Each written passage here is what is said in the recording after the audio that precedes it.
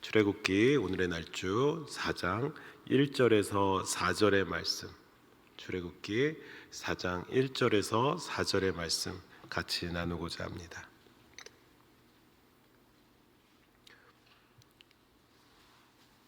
제가 받들어 읽겠습니다. 모세가 대답하여 이르되 그러나 그들이 나를 믿지 아니하며 내 말을 듣지 아니하고 이르기를 여호와께서 내게 나타나지 아니하셨다 하리이다. 여호와께서 그에게 이르시되 내 손에 있는 것이 무엇이냐? 그가 이르되 지팡이니이다. 여호와께서 이르시되 그것을 땅에 던지라 하시매 곧 땅에 던지니 그것이 뱀이 된지라. 모세가 뱀 앞에서 피하매 여호와께서 모세에게 이르시되 내 손을 내밀어 그 꼬리를 잡으라. 그가 손을 내밀어 그것을 잡으니 그의 손에서 지팡이가 된지라. 아멘. 출애굽기 3장에서부터 시작되는 하나님의 모세를 향한 부르심이 계속 이어지고 있습니다. 그 하나님의 부르심은 너무나도 강력한 것이었습니다. 불타지 않는 떨기나무 가운데 하나님께서는 모세라는 한 사람을 통해서 이스라엘 언약 백성의 공동체를 구원하시는 일에 동참시키려고 하십니다. 하지만 이런 놀라운 일, 이런 축복된 일 가운데 모세는 어떻게 하고 있습니까? 오늘 본문의 말씀처럼 거부하고 있습니다. 그것도 한두 차례가 아니라 계속해서 거부하고 있습니다. 이에 하나님께서는 모세에게 용기를 주시고자, 힘을 주시고자 그에게 말씀하십니다. 너의 손에 있는 것이 무엇이냐 모세? 그랬더니 모세는 말합니다. 지팡이입니다. 어떤 지팡이입니까? 모세가 들고 있는 지팡이는 생명력이 없는 지팡이입니다. 그런데 하나님이 지팡이 의지에서 사는 이 모세를 하나님 쓰시겠다니요. 정말 힘이 없고 정말 아무런 것도 없는 그 모세를 쓰시겠다고 말하고 있는 것입니다. 여러분, 이 지팡이가 모세에게 어떤 역할입니까? 그의 전부나 마찬가지로 그가 의지하고 있는 것입니다. 그러자 하나님께서는 모세에게 말씀하십니다. 너의 전부인, 너의 걸음을 지켜주는, 너를 인도했었던 그 너가 버티는 지팡이를 던져라 라고 말씀하십니다. 모세는 당장 불타지 않는 떨기나무의 하나님의 모습에 당황한 것인지 그 말씀에 따라서 지팡이를 던집니다. 그러자 어떤 일이 일어납니까? 생명력 없는 지팡이가 살아 움직여 생명이 있는 뱀이 됩니다. 마른 막대기도 하나님의 능력의 가운데 생명력 있는 존재가 되고 있습니다. 여러분, 하나님께서는 왜 이러한 능력을 모세에게 나타내시는 것입니까? 단순히 하나님께서 힘이 있음을 알려주시려고, 제일 높은 신임을 알려주시려고, 세상의 신은 다 가짜고 내가 진짜다라는 것, 이것은 변함없는 진리입니다. 하나님만이 참 신이시고 하나님만이 영원한 구주이십니다. 그런데 왜 하필 마른 막대기와 같은 모세에게 이런 일을 나타내십니까? 광야에서 무능력한 삶을 살고 있는 모세입니다. 아무것도 할 수 없는 존재로 양을 치던 사람에게 왜 이런 능력을 보여주고 계십니까? 볼품없고 현실에 주저앉아 있는 도망자 신세가 된 사람에게 왜 이런 능력을 보여주시는 것입니까? 심지어 겁쟁이같이 못 가겠다고 손살에 치는 사람에게 왜 하나님께서는 이런 능력을 보여주고 계시는 것입니까? 내가 진짜다, 내가 능력이 있는 신이다. 네, 이것은 당연한 메시지이고요. 모세의 지팡이를 던져 뱀으로 생명력 있는 존재를 만드셨다라는 것은 모세를 포함해 저와 여러분들에게 주는 영적인 교훈이 있습니다. 모세, 너가 할 수 있는 영역이 있고 하나님이 할 수 있는 영역이 있다라는 것을 분명히 보여주시는 것입니다. 너는 너의 영역, 너는 너의 일을 해라. 다만 나의 말을 듣고 던져라. 곧 다시 말해 하나님의 말씀 가운데 순종하며 나가라. 그러면 너는 너의 일을 하는 거고 나는 내가 그 일 가운데 생명을 주고 능력을 펼치겠다라는 하나님의 말씀입니다. 내가 생명이 없는 것 가운데 생명을 가지게 하겠다. 또 오늘의 우리 함께 읽어진 그 말씀 이후에 나오는 모세가 하나님의 표징의 두 번째로 문둥병을 경험합니다. 하나님의 말씀대로 손을 옷에 넣자 그 건강하였던 손이, 정상적이었던 손이 문둥병이 됩니다. 생명이 있는 것을 생명이 없는 것으로 하는 것이 하나님이심을 보여주고 계십니다. 무슨 말입니까? 너의 영역, 너가 할 수 있는 일이 있다. 다만 너가 할 수 없는 부분도 반드시 있을 것이다. 그런데 걱정 마라. 나의 말에 순종해서 나의 말에 따르며 지팡이를 던지면 6절의 말씀같이 또 품에 손을 넣으면 그 나머지는 내가 할 것이다 라는 것입니다. 계속해서 함께 이어지는 말씀, 오늘의 날주 누가복음 7장 6절에서 10절의 말씀, 저와 여러분들이 한 절씩 교독하고자 합니다. 누가복음 7장 6절에서 10절의 말씀, 저와 여러분들이 한 절씩 교독하시겠습니다. 제가 먼저 읽겠습니다. 예수께서 함께 가실새 이에 그 집이 멀지 아니하여 백부장이 벗들을 보내어 이르되 주여 수고하시지 마옵소서.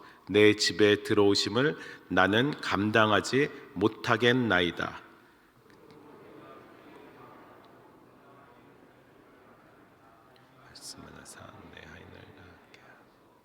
나도 남의 수하에 든 사람이요 내 아래에도 병사가 있으니 이더러 가라 하면 가고 저더러 오라 하면 오고 내 종도로 이것을 하라 하면 하나이다.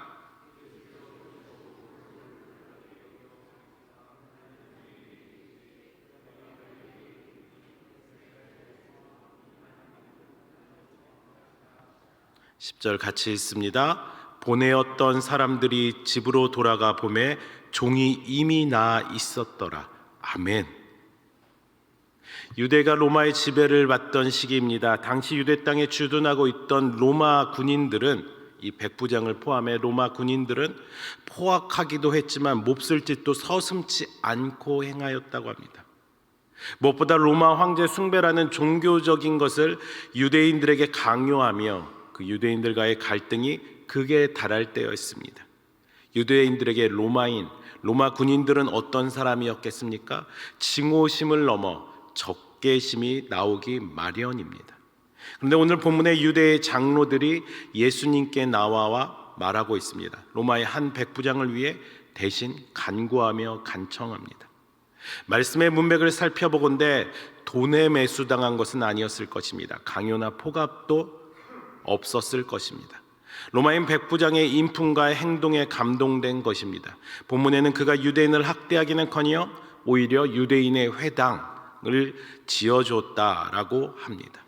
이러한 백부장을 유대인들은 존경하고 또 사랑하였을 것입니다.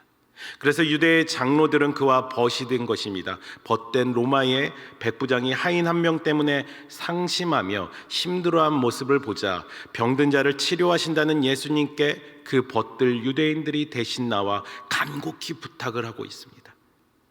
그리고 백부장이 예수님을 만나 말하고 있습니다. 7절에 말씀만 하사 내 하인을 낫게 하옵소서. 무엇입니까? 백부장은 말씀을 기다리고 있습니다. 하나님, 내가 하인을 낫게 할 수 없습니다. 오 주님, 내가 치료할 수 없습니다. 주님이 치료하실 수 있사오니 주님 말씀하여 주옵소서 간청하고 있습니다. 이 백부장은 자신이 할 수 있는 일과 하나님께서 하실 수 있는 일의 영역에 대한 확실한 구분이 있는 영적인 사람이었던 것입니다. 여러분, 이것이 바로 믿음의 모습입니다. 사람이 할 수 있는 일은 별로 없습니다. 아니, 하나님 앞에서 전혀 없습니다. 다만 하나님의 말씀에 대한 순종함으로 나아가는 것, 이것이 믿음의 모습입니다. 그래서 예수님은 백부장을 향해 9절 가운데 말씀하십니다. 예수께서 들으시고 그를 놀랍게 여겨 돌이키사 따르는 무리에게 이르시되 내가 너희에게 이르노니 이스라엘 중에서도 이만한 믿음은 만나보지 못하였노라. 여러분, 이만한 믿음을 만나지 못했다라고 하시면서 예수님은 놀라고 계십니다.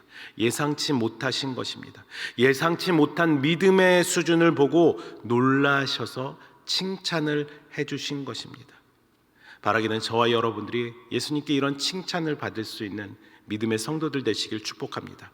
우리는 흔히 이 세상의 기준을 이 신앙생활에도 적용하려고 합니다. 무엇입니까? 믿음이 있다고 하지만 결국 내가 다 하려고 합니다.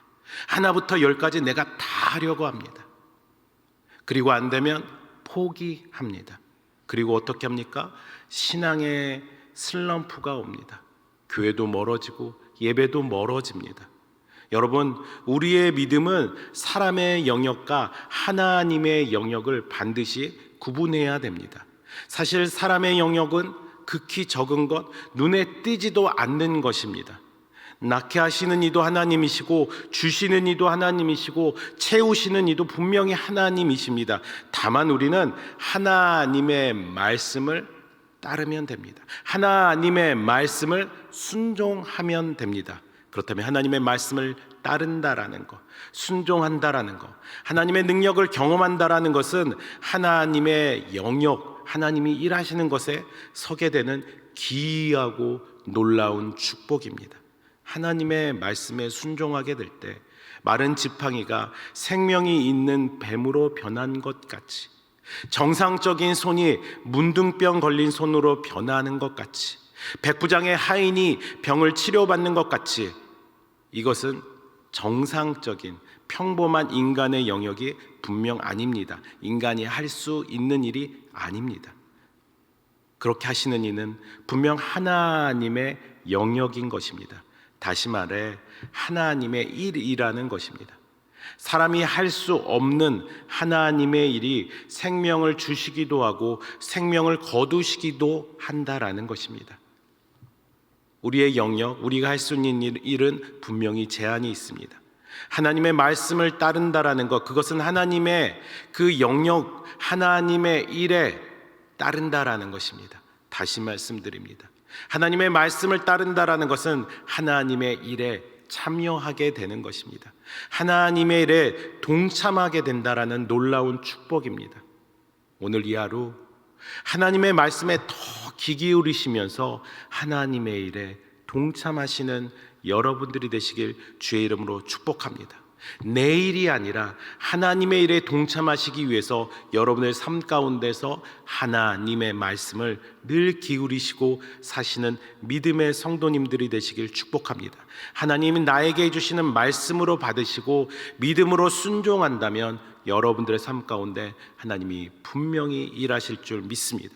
그때 하나님의 일에 동참하는 놀라운 축복, 그 하나님의 능력, 하나님의 생명이 여러분들의 삶, 직장, 가정, 학교 가운데 있기를 주의 이름으로 축복합니다.